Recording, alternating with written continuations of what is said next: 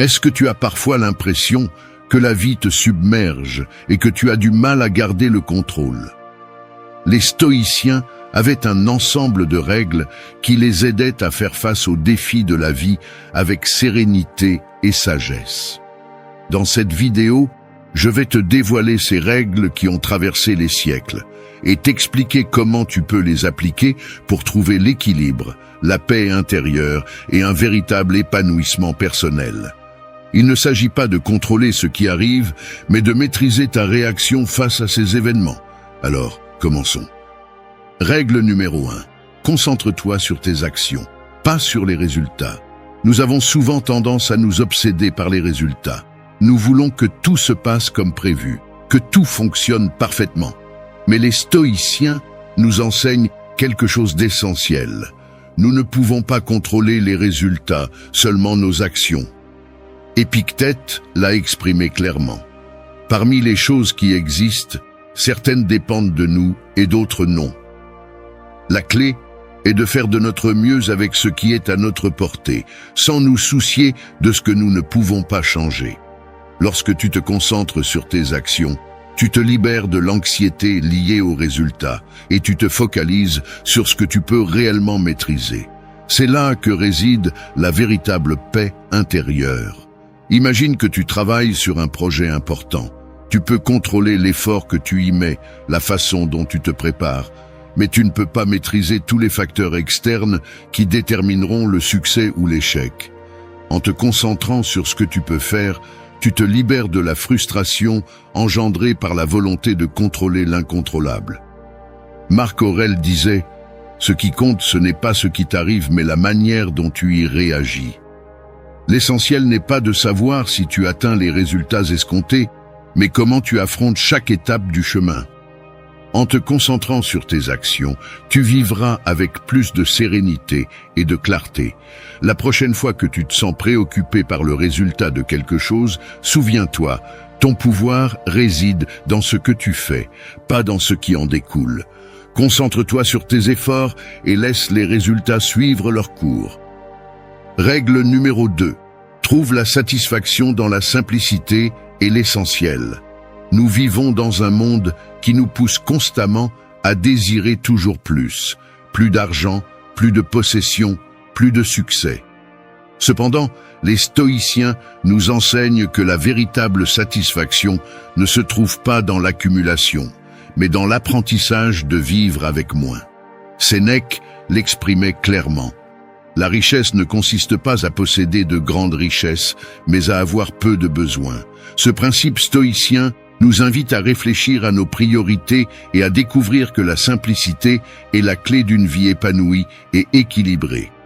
La société actuelle nous bombarde de messages qui nous font croire que le bonheur réside dans le matériel, dans l'atteinte constante d'objectifs. Mais que se passe-t-il une fois que nous avons atteint ces objectifs ? Souvent, le vide persiste et nous ressentons à nouveau le besoin de plus. Les stoïciens nous rappellent que ce désir incessant de toujours plus ne conduit pas à la paix intérieure, mais à l'insatisfaction. Le véritable bonheur réside dans l'appréciation de ce que nous avons déjà et dans la valorisation de l'essentiel. Imagine comment serait ta vie si tu arrêtais de courir après ce qui est inutile. Si, au lieu de te concentrer sur ce qui te manque, tu te concentrais sur ce que tu possèdes déjà. Ce changement de perspective ne réduit pas seulement l'anxiété, mais te permet également de profiter davantage des petites choses qui rendent la vie vraiment significative. Marc Aurèle nous rappelait « Très peu de choses sont nécessaires pour une vie heureuse. Tout est en toi, dans ta manière de penser. » La simplicité ne signifie pas renoncer à nos ambitions ou à nos objectifs, mais apprendre à distinguer entre ce dont nous avons vraiment besoin et ce que nous désirons simplement. Souvent, nous poursuivons des choses que nous pensons source de bonheur, mais une fois obtenues, la satisfaction est éphémère. Les stoïciens nous invitent à réfléchir sur nos véritables besoins et à nous concentrer sur l'essentiel pour vivre une vie plus équilibrée. Sénèque parlait de l'importance de se libérer des désirs superflus qui ne font que nous éloigner de ce qui compte vraiment. Il disait « Rien n'est suffisant pour celui pour qui le suffisant est trop peu. La simplicité, dans ce sens, n'est pas une carence, mais une forme de richesse. C'est une vie dans laquelle nous n'avons pas besoin d'accumuler pour nous sentir complets, mais où nous apprenons à apprécier ce que nous avons sans constamment désirer davantage. En nous concentrant sur l'essentiel, nous réalisons que beaucoup de choses que nous pensons nécessaires à notre bonheur ne le sont pas vraiment. C'est souvent dans la quête de plus que nous perdons notre paix intérieure. Les stoïciens, en revanche, nous invitent à simplifier, à nous débarrasser de l'inutile et à concentrer notre énergie sur ce qui contribue réellement à notre bien-être. La simplicité nous reconnecte également à la valeur du temps et des relations. Souvent, nous sommes tellement occupés à poursuivre des possessions matérielles ou des objectifs externes que nous négligeons ce qui nous comble vraiment. Le temps passé avec les autres, la connexion avec la nature, les moments de calme. Marc Aurèle le rappelait constamment dans ses méditations. La perfection du caractère, c'est cela. Vivre chaque jour comme s'il était le dernier, sans frénésie, sans indifférence, sans prétention. Vivre avec simplicité, c'est reconnaître que la véritable richesse réside dans l'intangible, dans la paix de l'esprit, dans la gratitude pour ce que nous avons déjà et dans la capacité à savourer le moment présent, sans être pris au piège de la quête perpétuelle de plus. Lorsque nous laissons de côté ce besoin constant d'obtenir toujours plus, nous trouvons une satisfaction plus profonde dans la vie quotidienne.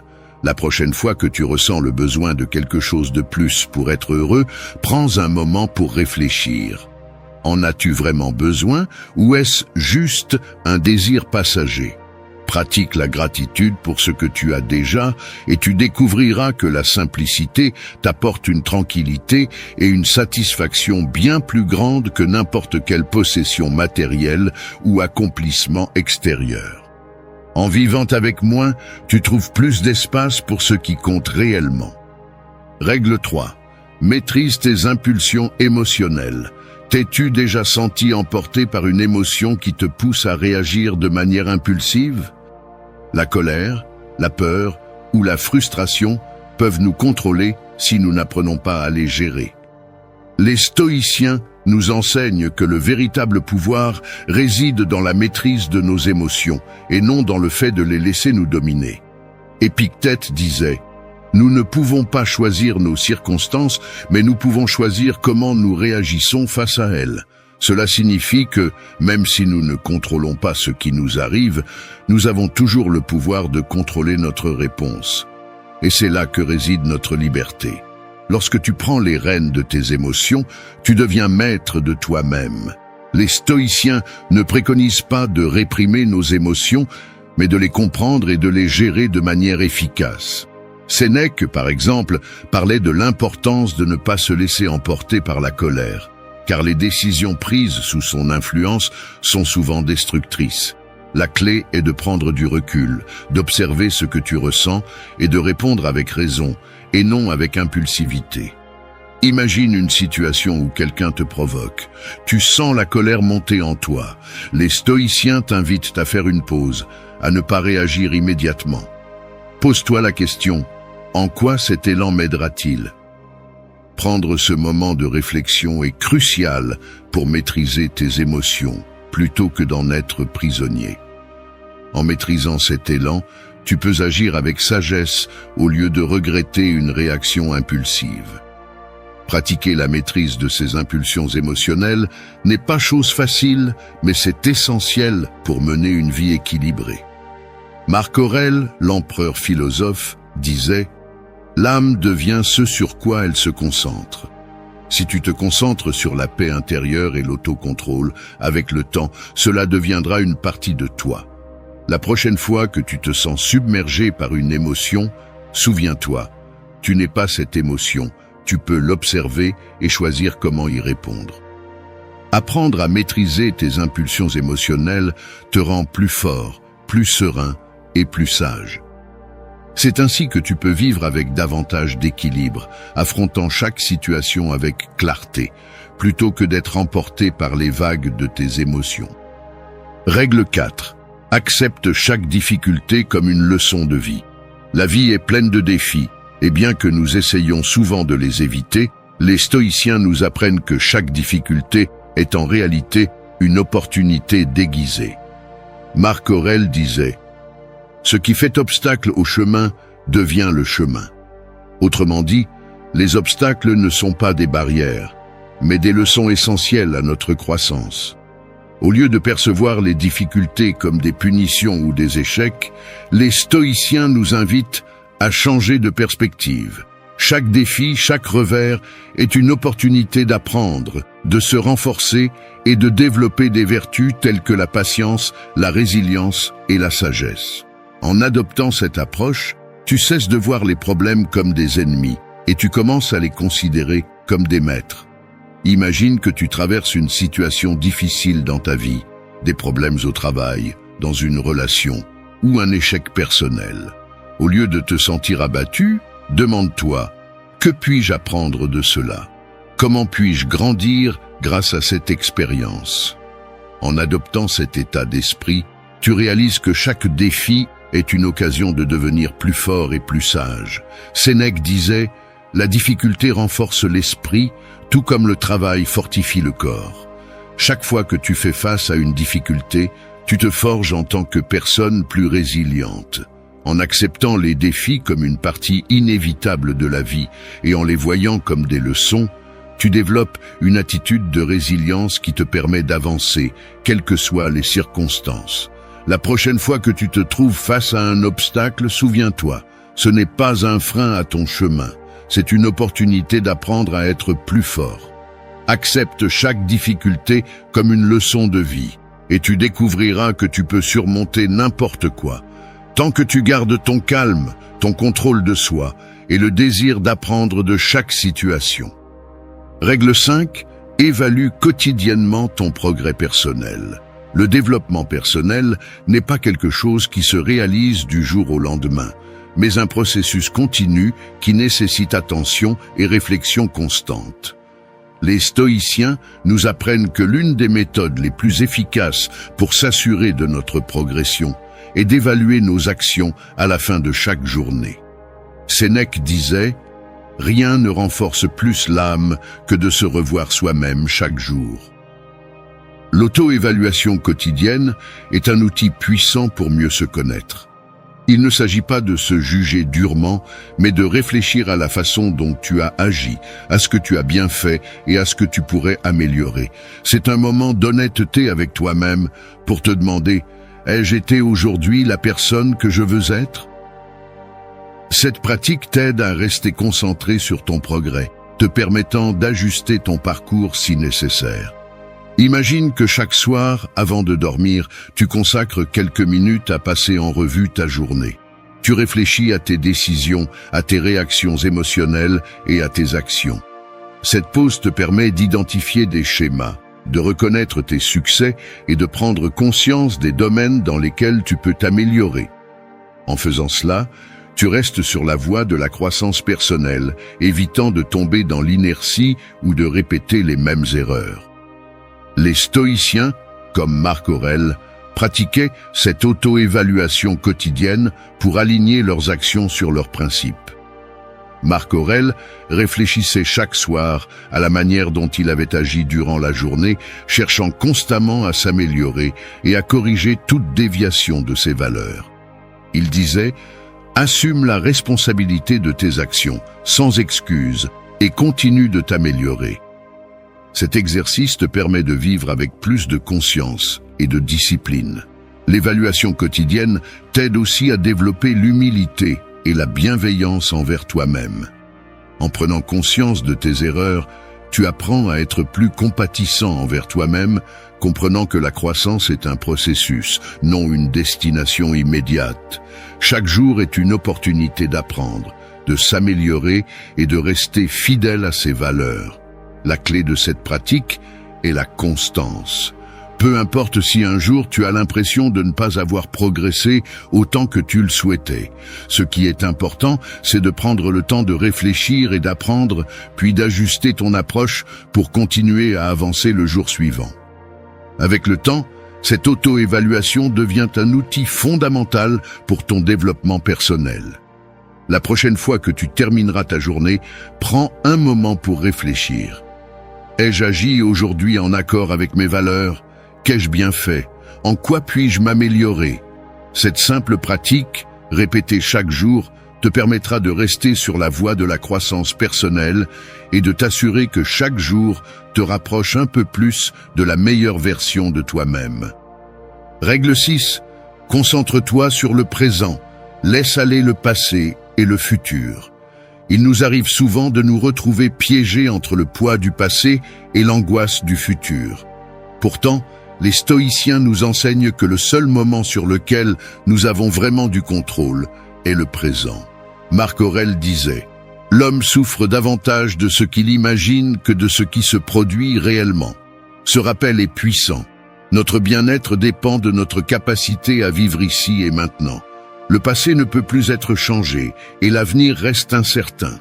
Cependant, le présent est l'endroit où nos actions ont un impact réel. Les stoïciens nous invitent à lâcher prise sur les fardeaux d'hier et à ne pas nous inquiéter de ce qui n'est pas encore arrivé. En te concentrant sur le moment présent, tu diminues non seulement l'anxiété, mais tu reprends également le contrôle de ta vie avec plus de clarté et de détermination. Imagine que tu es constamment préoccupé par une erreur passée ou anxieux à propos d'un événement futur. Comment cela affecte-t-il ta capacité à profiter du présent? En lâchant prise sur ce qui est déjà passé et sur ce qui n'est pas encore arrivé, tu peux vivre pleinement. Chaque action que tu entreprends aujourd'hui définit qui tu es et comment tu avances dans la vie. Épictète nous rappelle « Ne t'inquiète pas pour ce qui viendra. Si cela arrive, affronte-le avec raison et maîtrise. » Les stoïciens nous encouragent à nous concentrer sur ce qui est en notre pouvoir, ici et maintenant. Le présent est le seul temps que nous pouvons vraiment façonner. En prenant conscience de cela, nous nous libérons de l'anxiété et nous apprenons à vivre de manière plus consciente et équilibrée. La prochaine fois que tu te retrouveras prisonnier de pensées liées au passé ou au futur, respire profondément et ramène ton attention sur le présent. C'est ici que réside ton pouvoir. En te concentrant sur l'instant, tu trouveras la paix et la clarté nécessaires pour faire face à ce qui viendra, sans le poids de ce qui est déjà passé, ni la crainte de ce qui n'est pas encore arrivé. Règle 7. Engage-toi dans l'amélioration continue, pas dans la perfection. Il est naturel de vouloir bien faire les choses, mais combien de fois t'es-tu senti accablé ou paralysé par la quête de la perfection? Les stoïciens nous enseignent que la perfection est un objectif inatteignable qui ne fait qu'engendrer de la frustration.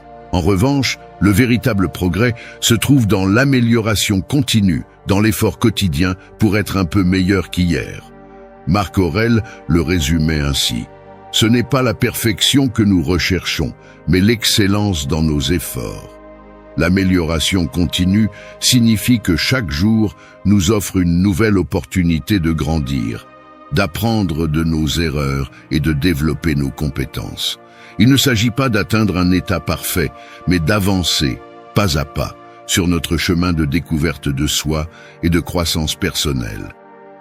En te concentrant sur l'amélioration quotidienne, tu te libères du poids accablant de la perfection et tu te concentres sur ce qui compte vraiment, le progrès.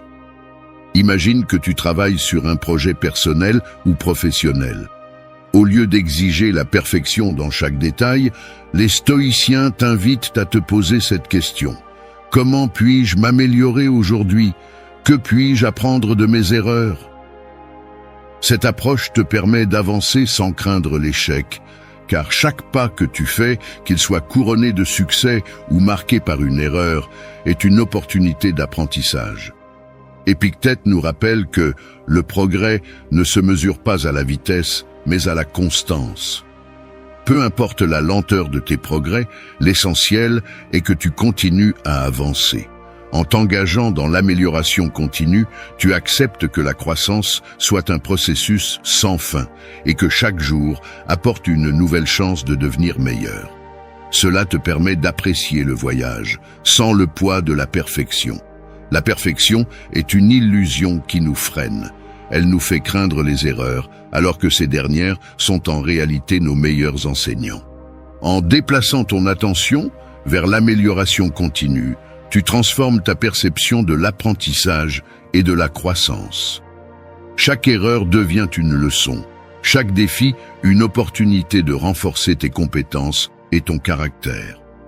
Lorsque tu cesses de t'obséder par la perfection, tu apprends à être plus indulgent envers toi-même.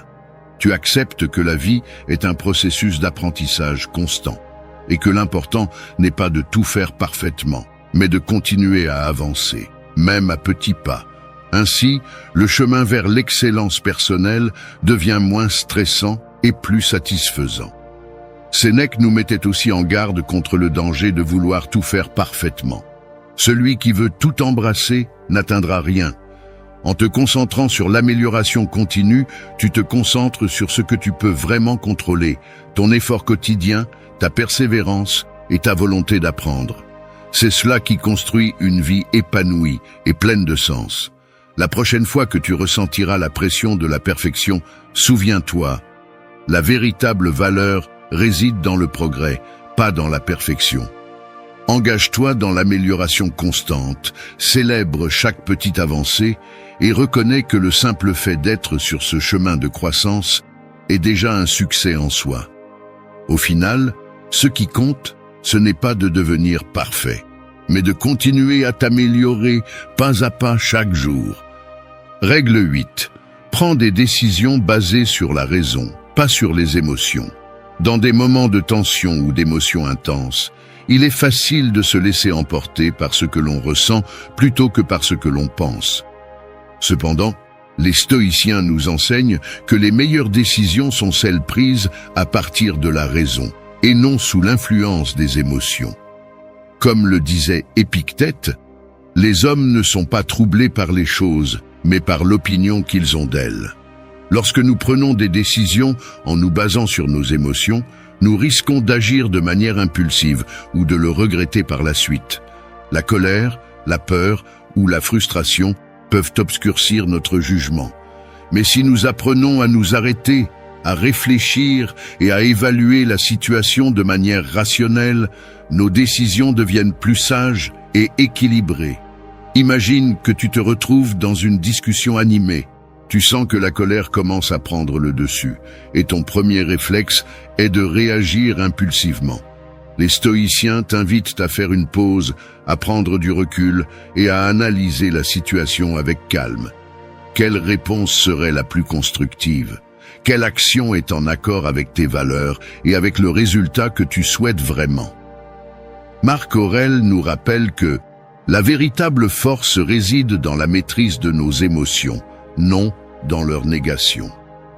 Il ne s'agit pas de réprimer ce que nous ressentons, mais de reconnaître nos émotions sans les laisser prendre le contrôle de nos décisions. En appliquant la raison avant d'agir, tu t'assures que tes choix sont basés sur la logique et sur ton objectif à long terme.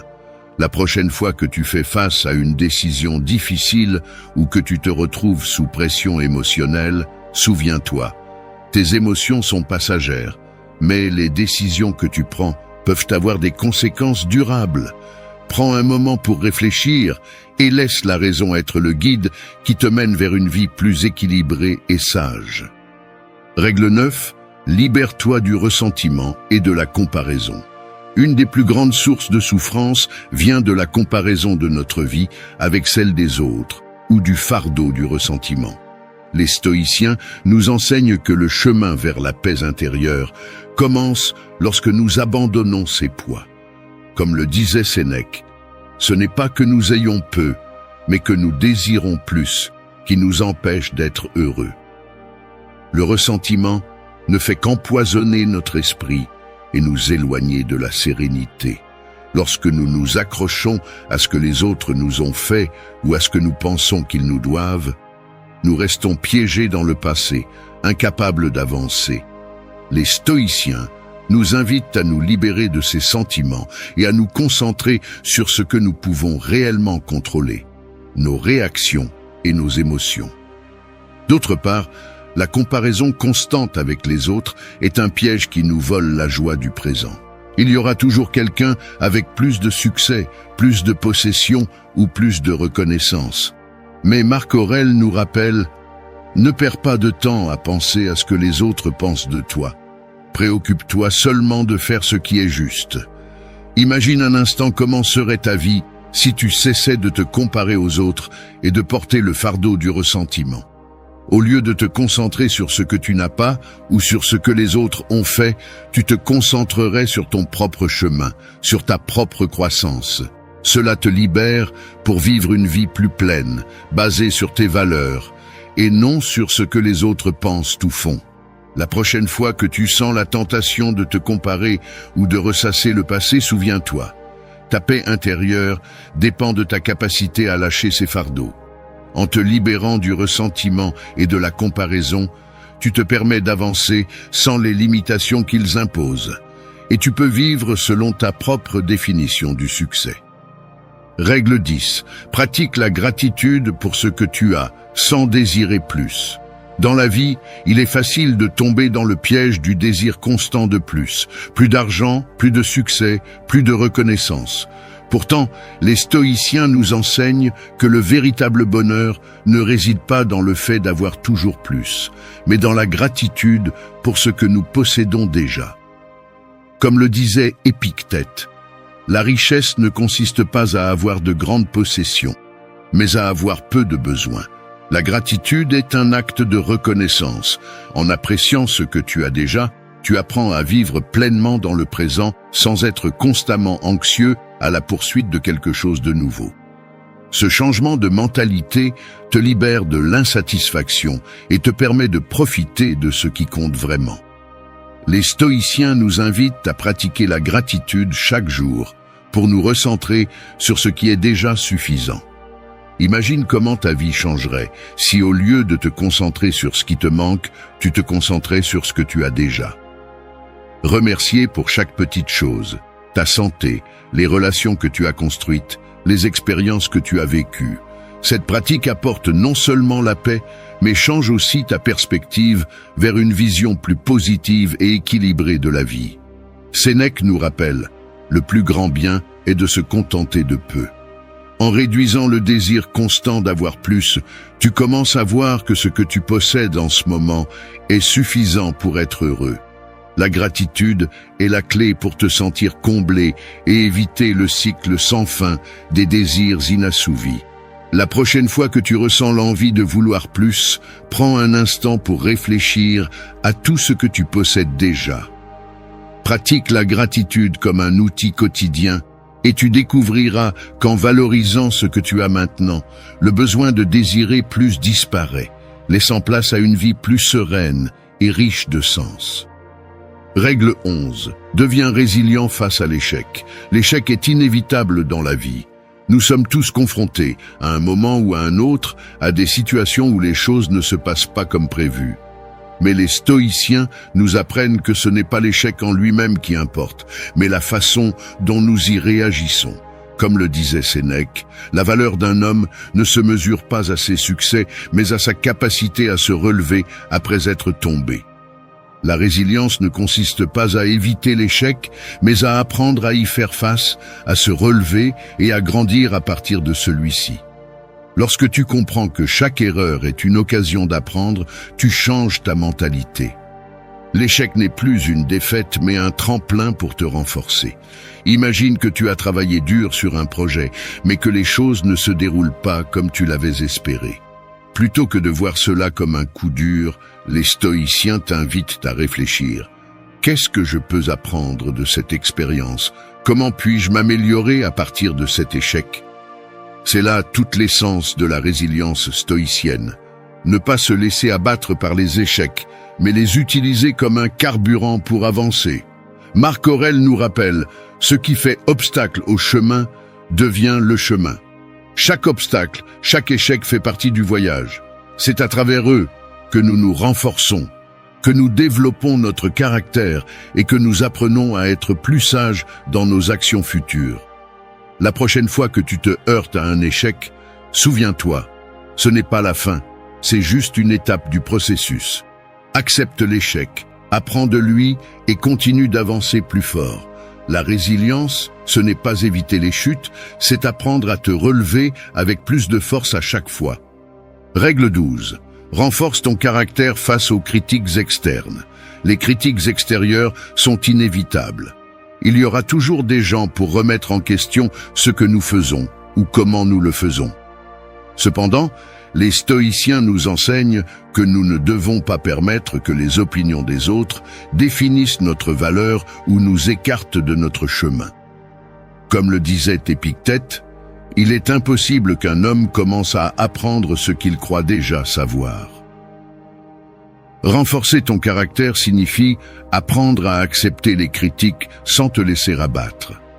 Il ne s'agit pas d'ignorer toutes les opinions, mais d'avoir la clarté nécessaire pour discerner celles qui valent la peine d'être prises en compte et celles qui ne le méritent pas. Les stoïciens nous invitent à construire une force intérieure, fondée sur nos propres valeurs et principes, afin que les critiques extérieures ne perturbent pas notre paix intérieure. Imagine que tu travailles sur un projet qui te tient à cœur et que tu reçois soudain une critique négative. Au lieu de réagir immédiatement, les stoïciens t'invitent à te poser les questions suivantes. Cette critique est-elle constructive?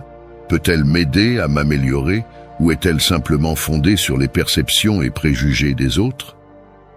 En faisant cet examen, tu renforces ton caractère et tu ne permets pas aux commentaires extérieurs de t'affecter plus que nécessaire. Marc Aurèle nous rappelle, « Les opinions des autres sont leurs problèmes, pas le nôtre. » En te concentrant sur ce que tu peux contrôler, ta réaction et la manière dont tu utilises les critiques pour grandir, tu restes fidèle à ton objectif et en paix avec toi-même, peu importe ce que les autres disent. La prochaine fois que tu fais face à une critique, souviens-toi, elle ne définit pas qui tu es. Voilà comme une opportunité d'apprendre, mais ne permets pas qu'elle te dévie de ton chemin. Renforce ton caractère en t'appuyant sur tes propres valeurs, et les opinions extérieures perdront leur pouvoir sur toi. Règle 13. Reconnais ta connexion avec les autres et l'univers. Dans un monde qui nous pousse vers l'individualisme et la compétition, les stoïciens nous rappellent que nous faisons tous partie d'un ensemble plus vaste. Marc Aurèle disait « Tout ce que tu entends n'est qu'opinion, pas vérité. Tout ce que tu vois n'est qu'une perspective, pas la réalité. » Cela souligne que notre vision du monde n'est qu'une petite pièce d'un immense puzzle universel. Reconnaître ta connexion avec les autres et avec l'univers signifie comprendre que nous n'existons pas de manière isolée. Chacune de nos actions affecte les personnes qui nous entourent et nos vies sont intimement liées aux forces de l'univers. En comprenant cela, nous développons une vision plus profonde et empathique de la vie, abandonnant l'égoïsme pour nous voir comme une partie d'un tout plus grand. Imagine un instant que chaque décision que tu prends, aussi petite soit-elle, a un impact sur les autres et sur le monde qui t'entoure. Les stoïciens nous enseignent que nous sommes tous des cellules d'un même corps, interconnectés. Cette prise de conscience nous rend non seulement plus responsables, mais aussi plus conscients de la manière dont nos actions contribuent au bien-être commun. Sénèque nous rappelle que, peu importe à quel point tu te sens petit, tu fais partie d'un tout. Lorsque tu prends conscience de ta connexion avec les autres, tu développes de l'empathie, de la compassion et un sens accru des responsabilités envers le monde qui t'entoure. Tes actions ne sont plus vues comme individuelles, mais comme faisant partie d'un flux universel de causes et d'effets. Introduction. La plupart des gens vivent aveuglément dans un monde d'apparence. Ils croient ce qu'on leur dit, tombent dans des pièges émotionnels et confondent de fausses intentions avec l'authenticité. Ils ne se rendent pas compte qu'ils sont constamment manipulés, influencés et, dans le pire des cas, utilisés. Mais savez-vous ce qui distingue ceux qui dominent la vie de ceux qui sont dominés? Leur capacité à lire et à comprendre les gens instantanément. Car même si quelqu'un peut mentir avec ses mots, son corps, son ton de voix et ses micro-expressions le trahissent. Peu importe la qualité de sa performance, il y aura toujours quelque chose qui révélera sa véritable nature. Et si vous êtes assez perspicace, vous apprendrez à voir ce que les autres ne voient pas. Vous comprendrez ce qu'ils ressentent vraiment, même lorsqu'ils essaient. Ce n'est pas seulement une compétence utile, c'est un outil de survie. Si vous ne pouvez pas lire les gens, vous finirez par tomber dans leur jeu, à réagir impulsivement et à commettre des erreurs qui vous coûteront cher. Mais si vous apprenez à observer, à interpréter et à agir intelligemment, vous aurez un avantage sur 99%. Aujourd'hui, je vais vous donner les outils pour développer cette compétence. Je vais vous montrer comment déchiffrer les véritables intentions de quelqu'un, détecter les manipulations et projeter de la confiance dans n'importe quelle situation. Il ne s'agit pas de lire dans les pensées, il s'agit de lire la réalité avec clarté. Alors, faites attention, car ce que vous allez apprendre aujourd'hui peut complètement changer la façon dont vous interagissez avec le monde. Action 1. Apprendre à reconnaître les émotions déguisées. Les gens mentent, tout le temps, pas seulement avec des mots, mais aussi avec des expressions, des gestes, des silences et des changements subtils dans leur ton de voix. Nous vivons dans un monde où la majorité cache ce qu'elle ressent vraiment, que ce soit par peur, honte ou commodité. Certains le font parce qu'ils ne veulent pas se montrer vulnérables, d'autres parce qu'ils cherchent à manipuler, et quelques-uns parce qu'ils ne sont même pas conscients de ce qu'ils font. Mais si tu apprends à voir au-delà des apparences, si tu entraînes ta capacité à détecter les émotions déguisées, tu vas développer un énorme avantage sur les autres. Parce que pendant que les autres tombent dans des pièges émotionnels, tu liras la vérité qui se cache derrière chaque regard, chaque sourire forcé, chaque mot soigneusement choisi pour tromper. Et voici la clé. Les émotions réelles laissent toujours une trace. Tu peux déguiser une émotion, mais tu ne peux pas la faire disparaître complètement. Si quelqu'un dit qu'il va bien mais que sa bouche est tendue, sa mâchoire serrée et son regard évite le tien, il ne va pas bien. Si quelqu'un assure qu'il est calme, mais que sa respiration est irrégulière, ses mains tremblent et sa voix se brise au moment clé, il retient quelque chose. Les émotions déguisées sont comme un feu couvert par une couverture. Aussi fort qu'ils essaient de les cacher, les cendres, la fumée et la chaleur continueront à s'échapper. Et le problème est que la plupart des gens sont si distraits, si pris dans leur propre monde, qu'ils ne se rendent pas compte de ce qui se passe réellement devant leurs yeux. C'est ainsi qu'ils finissent entourés de personnes fausses, tombant dans des relations toxiques et faisant confiance à ceux qui ne le méritent pas. Mais tu ne peux pas te permettre cela. Si tu veux vraiment comprendre les gens, tu dois t'entraîner à lire ce qui n'est pas dit. Tu dois observer au-delà de la surface et capter les petits détails qui trahissent quelqu'un.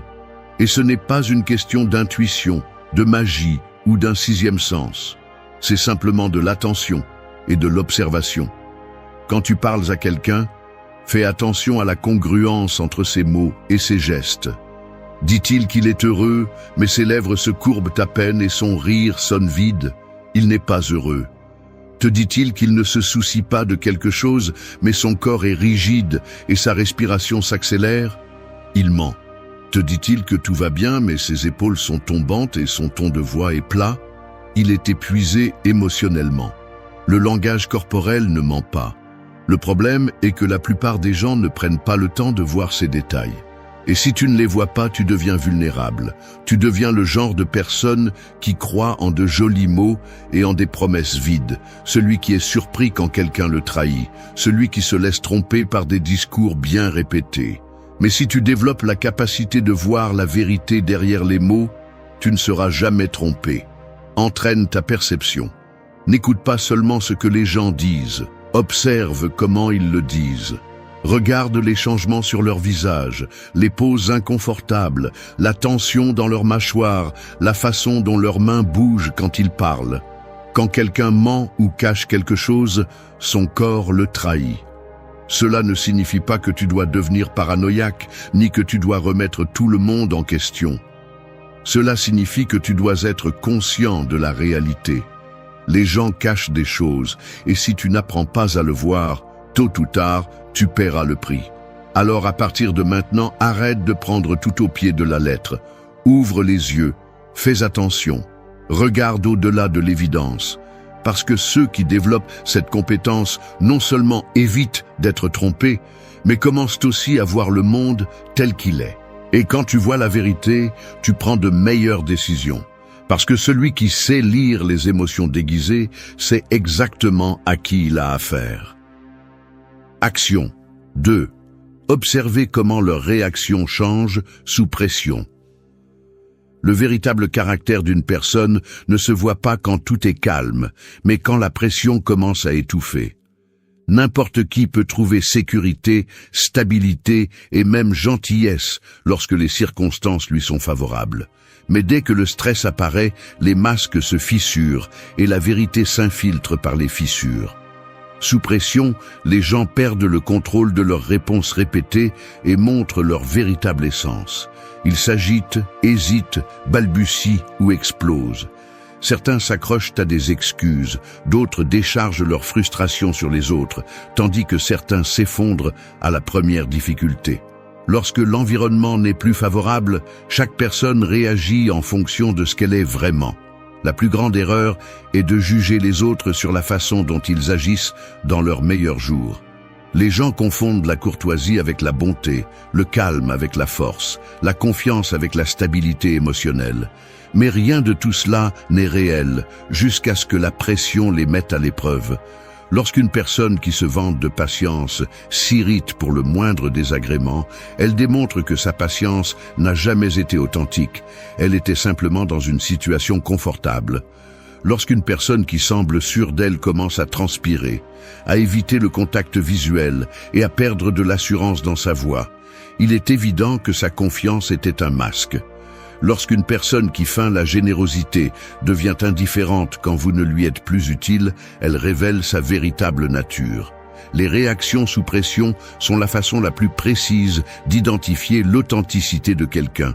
La tension est une loupe qui expose chaque faiblesse cachée, chaque mensonge déguisé en vertu. Dans ces moments, il n'y a pas de temps pour agir, seulement pour réagir. Et c'est là que la vérité se montre sans filtre. La maîtrise de cette observation ne consiste pas à provoquer du stress chez les autres, mais à apprendre à détecter comment ils se comportent lorsque la vie le fait pour vous. En temps de crise, certains s'élèvent et d'autres s'enfoncent. Certains s'adaptent et d'autres s'effondrent. Certains assument leurs responsabilités et d'autres cherchent des coupables. La façon dont quelqu'un gère ses erreurs est le reflet de sa maturité. Ceux qui assument la responsabilité et cherchent à apprendre grandissent à chaque faux pas, tandis que ceux qui s'excusent et blâment les autres continuent à répéter les mêmes échecs. La frustration fait de certains de meilleurs stratèges et d'autres des versions pathétiques d'eux-mêmes. Les crises révèlent le véritable niveau de maîtrise de soi. Il y a ceux qui font face aux problèmes avec une clarté mentale et ceux qui perdent les pédales face à la moindre difficulté. Il y a ceux qui maintiennent le respect envers les autres, quelle que soit la pression. Et il y a ceux qui ont besoin de décharger leur frustration sur les autres pour se sentir mieux. Le véritable respect ne se démontre pas en temps de paix, mais dans les moments de plus grande tension. Il y a ceux qui prétendent être gentils quand tout va bien, mais qui laissent sortir leur véritable arrogance quand ils sont frustrés. Il y a ceux qui sont généreux quand ils ont de quoi, mais qui deviennent égoïstes dès qu'ils sentent qu'ils peuvent perdre quelque chose. La façon dont quelqu'un gère la confrontation expose également sa force ou sa fragilité. Certains sont capables d'écouter, d'analyser et de répondre intelligemment. D'autres deviennent agressifs, se mettent sur la défensive ou recourent à des attaques personnelles pour couvrir leurs faiblesses. Observer ces détails permet de savoir qui mérite confiance et qui ne fait que jouer un rôle. La plupart des gens n'évaluent les autres que dans des situations confortables, sans se rendre compte que la seule chose qui compte est la façon dont ils agissent lorsque tout se complique. Le véritable caractère se forge dans l'adversité. Ceux qui s'effondrent sous la pression n'ont jamais été forts, ils étaient simplement à l'aise. Ceux qui perdent leur calme à chaque défi ne sont pas stables, ils n'ont simplement jamais été mis à l'épreuve. La vie, à un moment donné, expose tout le monde. Le temps est le meilleur juge et les circonstances difficiles sont le seul examen que personne ne peut truquer. Lorsque la pression arrive, chacun montre ce qu'il est vraiment. Ceux qui comprennent cela ne se laisseront jamais tromper. Ceux qui ne le comprennent pas finissent entourés de personnes qui ne sont pas ce qu'elles prétendent être. Action 3. Capter les changements subtils dans son expression faciale. Le visage d'une personne est un livre ouvert pour celui qui sait le lire. La plupart croient pouvoir cacher ce qu'ils ressentent avec des mots bien choisis et un ton de voix contrôlé. Mais le visage laisse toujours échapper la vérité. Chaque petite contraction musculaire, chaque léger changement de regard, chaque geste éphémère est un indice sur ce qui se passe réellement à l'intérieur. Le problème est que presque personne ne prête attention. Les gens écoutent ce qu'on leur dit, mais ils n'observent pas comment on le leur dit.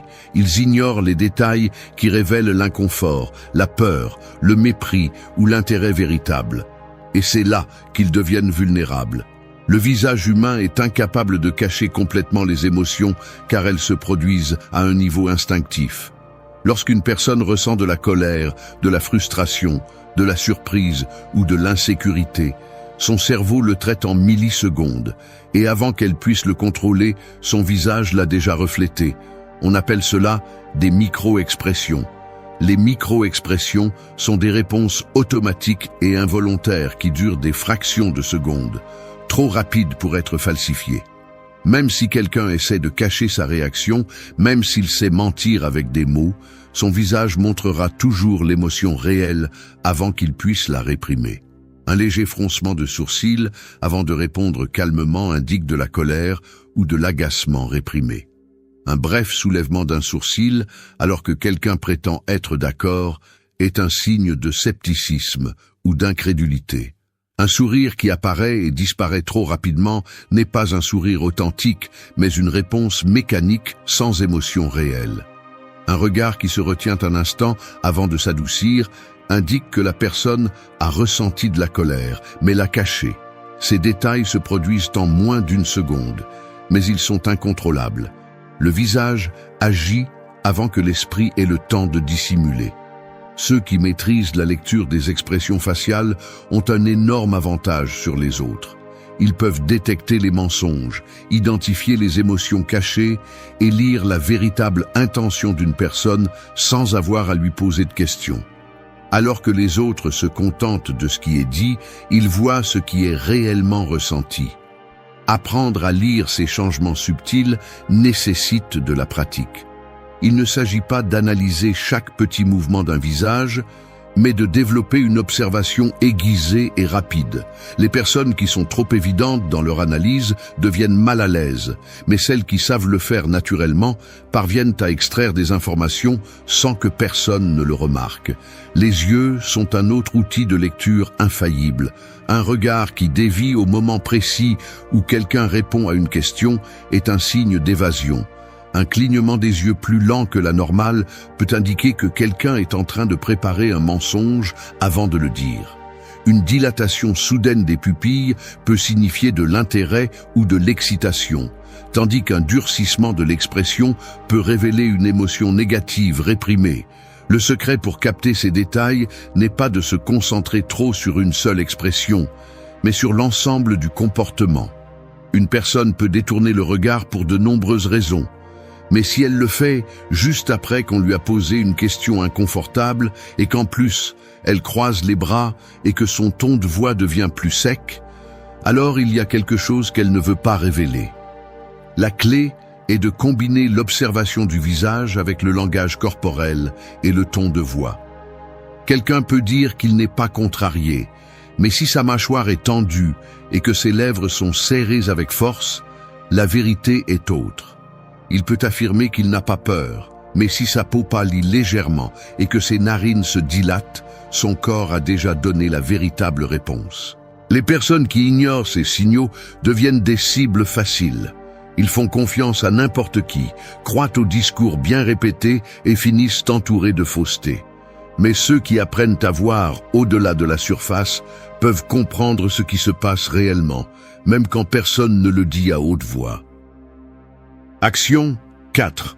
Évalue comment il traite les autres. Le véritable caractère d'une personne ne se mesure pas à la façon dont elle te traite, mais à la façon dont elle traite ceux dont elle n'a besoin de rien.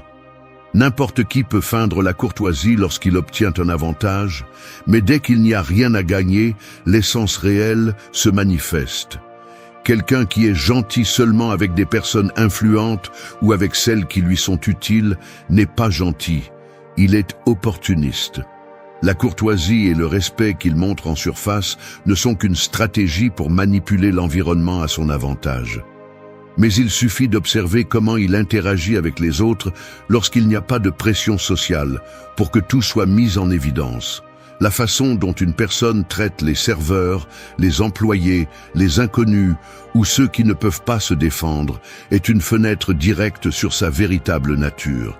Si quelqu'un se sent le droit d'humilier, de minimiser ou d'ignorer les autres simplement parce qu'ils sont dans une position de moindre pouvoir, c'est parce qu'au fond, il a toujours été ainsi. La seule différence est que, lorsqu'il est avec toi, il a encore des raisons de se retenir. Ce type de personnes sont dangereuses car elles jouent un double jeu.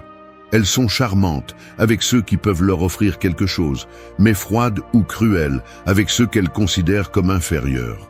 Aujourd'hui, elles peuvent te traiter bien, mais le jour où tu ne leur seras plus utile, elles te regarderont avec la même indifférence avec laquelle elles regardent ceux qu'elles méprisent maintenant.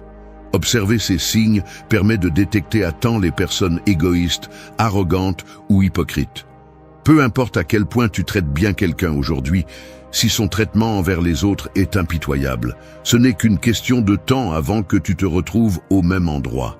Mais cette observation ne révèle pas seulement le négatif, elle permet également d'identifier ceux qui sont authentiques dans leur respect et leurs valeurs. Les personnes vraiment intègres ne font pas de distinction entre quelqu'un d'influent et quelqu'un d'inconnu. Leur caractère est le même dans toutes les situations. Les leaders naturels n'humilient pas ceux qui sont en dessous d'eux, ils les inspirent. La véritable force ne se montre pas en s'imposant sur les autres, mais en les élevant sans craindre qu'ils grandissent. Seuls les insécurisés ont besoin de faire sentir les autres petits pour se sentir grands. La façon dont quelqu'un traite son environnement révèle également son niveau de contrôle émotionnel. Les impulsifs se déchargent sur quiconque est à proximité lorsqu'ils sont frustrés. Les arrogants méprisent ceux qu'ils considèrent comme faibles et les manipulateurs ajustent leur attitude en fonction de qui les observe. Rien de tout cela n'arrive par accident. Chaque mot, chaque geste, chaque réaction est une décision. Il n'y a pas d'excuse. Si quelqu'un traite mal les autres de manière récurrente, c'est parce que c'est sa véritable essence. Celui qui comprend ce principe cesse d'être naïf. Il ne tombe plus dans le piège de croire qu'une personne est bonne simplement parce qu'elle le traite bien. Il apprend à lire le panorama complet et, ce faisant, se protège des tromperies inutiles. La vie est trop courte pour s'entourer de ceux qui ne valorisent les gens qu'en fonction de ce qu'ils peuvent obtenir d'eux. Observer comment quelqu'un traite les autres permet d'anticiper avec précision quel type de personne il est et s'il vaut la peine de le garder près de soi. Action 5. Utiliser l'effet miroir. Les gens ont confiance en ceux qui leur ressemblent. C'est un principe psychologique simple mais puissant. Lorsqu'une personne perçoit que sa façon de parler, son langage corporel ou son énergie sont reflétés dans une autre personne, elle ressent une connexion instantanée, même sans s'en rendre compte. C'est ce qu'on appelle l'effet miroir, et le maîtriser vous donne la capacité d'influencer les interactions sans effort. La plupart des gens le font de manière inconsciente. Des amis qui ont passé des années ensemble finissent par adopter des expressions similaires.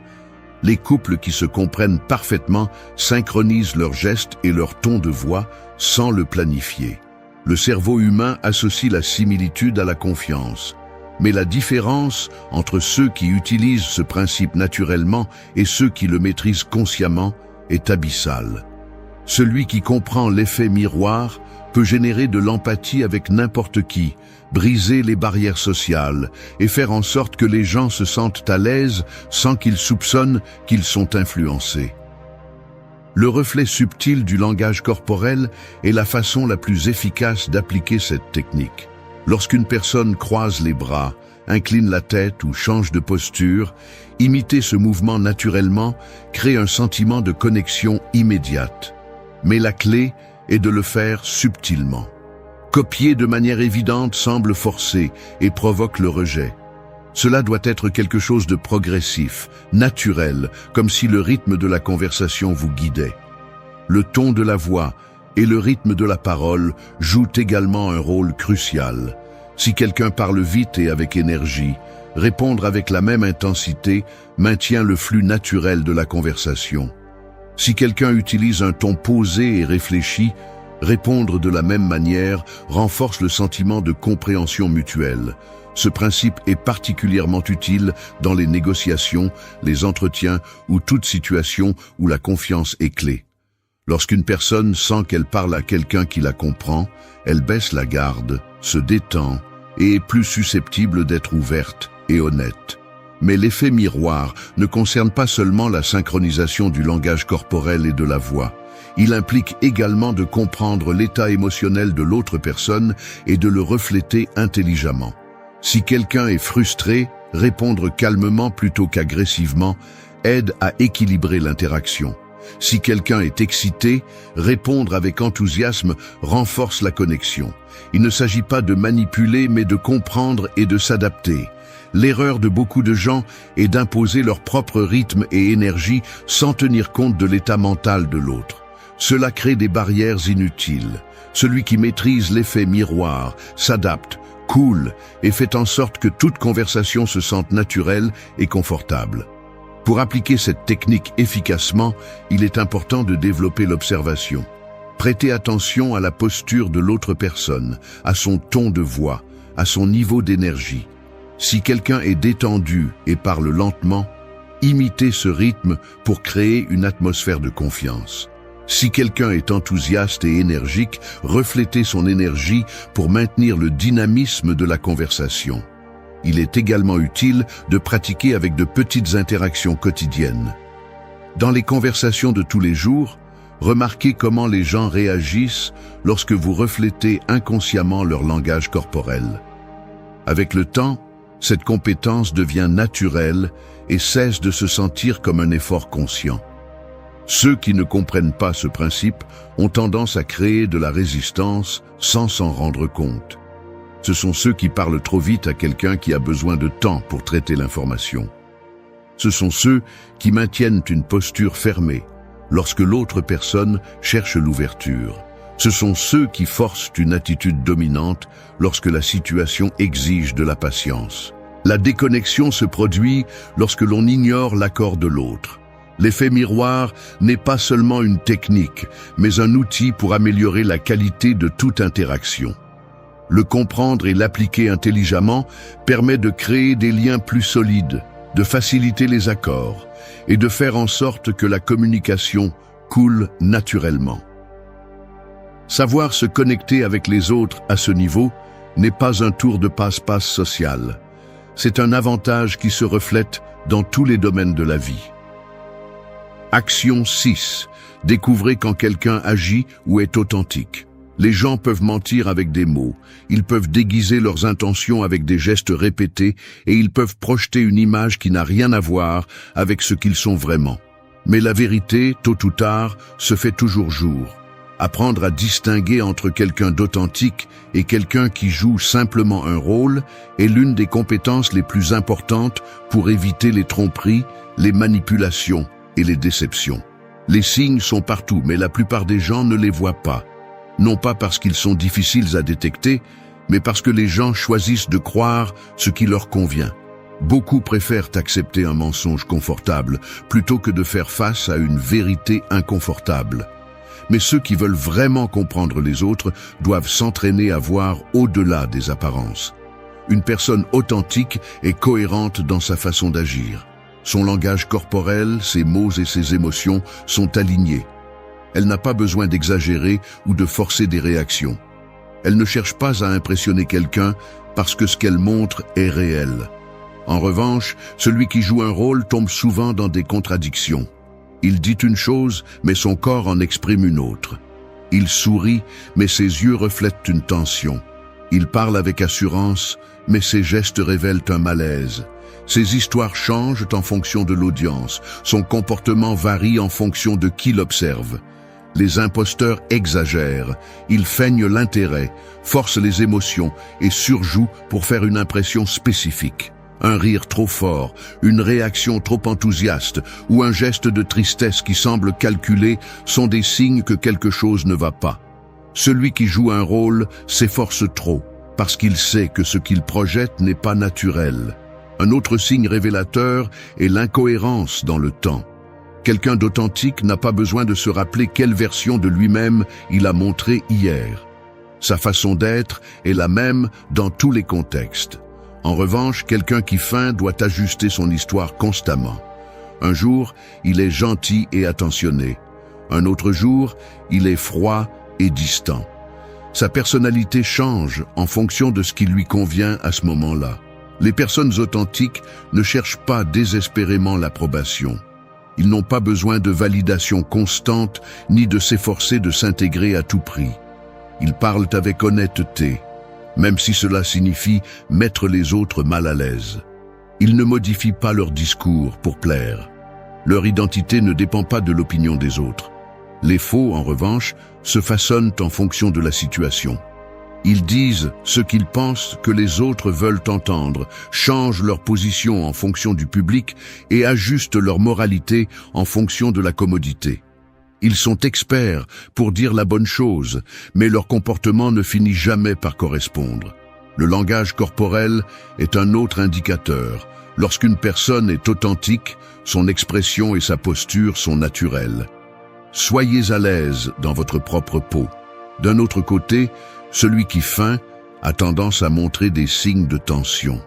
Il rit à des moments étranges, évite le contact visuel dans des situations inconfortables ou gesticule plus que nécessaire pour compenser son insécurité.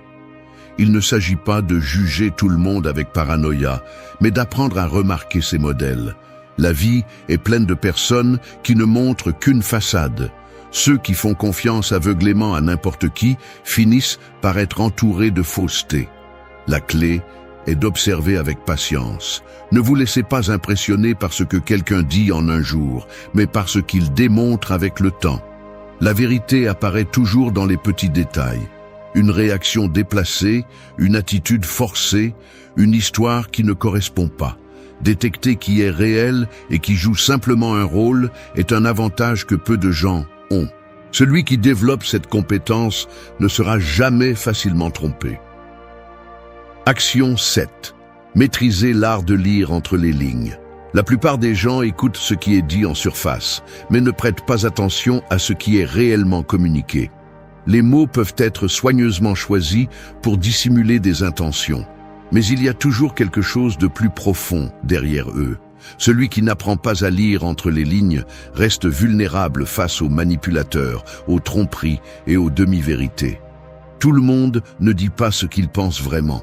Beaucoup cachent leurs véritables intentions derrière des phrases ambiguës, des compliments empoisonnés ou des excuses conçues pour dissimuler la réalité. Mais les mots laissent toujours des traces. Dans la façon dont quelqu'un parle, dans ce qu'il omet, dans sa réaction à certains sujets, c'est là que se trouve la vérité que la plupart ne voient pas. Lire entre les lignes ne signifie pas interpréter ce que vous voulez croire, mais analyser avec précision ce que quelqu'un transmet réellement. Ne vous contentez pas des mots, prêtez attention à l'intention derrière eux. Les personnes qui maîtrisent cet art prêtent attention aux pauses, aux changements de ton de voix, à la manière dont quelqu'un évite certains sujets ou répond par des phrases génériques quand il devrait être direct. Ce qui n'est pas dit est souvent plus important que ce qui est dit. Quand quelqu'un change soudainement de sujet, c'est parce qu'il y a quelque chose qu'il ne veut pas discuter. Quand il donne des réponses vagues ou peu engageantes, c'est parce qu'il veut éviter une vérité inconfortable. Quand il utilise des mots compliqués et ornés, il essaie souvent de dissimuler un mensonge. Les réponses trop parfaites sont souvent un signe que quelque chose est caché. Apprendre à lire entre les lignes est un avantage dans tous les domaines de la vie. Des conversations décontractées aux négociations importantes, comprendre ce qui est réellement communiqué vous permet de prendre de meilleures décisions et de ne pas tomber dans des pièges émotionnels. Mais il ne s'agit pas seulement de détecter les mensonges ou les tromperies, mais aussi de comprendre ce dont les autres ont réellement besoin. Beaucoup de personnes ont du mal à exprimer ce qu'elles ressentent ou ce qu'elles veulent, mais leurs mots, leurs gestes et leur silence le rendent clair. Quelqu'un peut dire qu'il va bien quand son ton de voix et son langage corporel indiquent le contraire. Il peut nier qu'il est dérangé par quelque chose, mais sa façon d'agir reflète son inconfort. Celui qui maîtrise cette compétence ne se laisse pas emporter par l'émotion du moment. Il écoute attentivement, observe avec patience et analyse avant de réagir.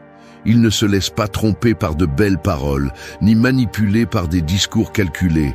Il comprend que la véritable communication ne réside pas dans ce qui est dit ouvertement, mais dans ce qui est caché derrière. Pour développer cette capacité, il faut prêter attention à 3 éléments clés. Le langage non verbal, la façon dont quelqu'un bouge, maintient sa posture et change ses expressions en dit plus que n'importe quel discours. Si les mots disent une chose, mais que le corps en dit une autre, le corps a toujours raison. Le ton de la voix et les pauses, les gens ont tendance à hésiter ou à éviter certains mots quand ils ne veulent pas révéler quelque chose. Un ton trop contrôlé sur un sujet sensible peut indiquer que quelqu'un a répété sa réponse. Les incohérences dans le message, si une histoire change avec le temps, c'est parce qu'il y a quelque chose qui ne correspond pas. Quand quelqu'un parle avec trop de détails inutiles, il essaie souvent de renforcer un mensonge. Ceux qui ne savent pas lire entre les lignes sont facilement trompés. Ils restent avec la version superficielle des faits, croient en des discours bien structurés sans analyser le fond et font confiance à ceux qui savent manipuler avec des mots. Mais ceux qui prêtent attention aux détails, ceux qui analysent ce qui est réellement communiqué, sont ceux qui voient toujours la vérité avant les autres. Il ne s'agit pas de se méfier de tout le monde, mais d'apprendre à voir la réalité telle qu'elle est. Celui qui écoute intelligemment, celui qui analyse au-delà de l'évident, celui qui comprend ce qui se passe réellement, aura toujours l'avantage.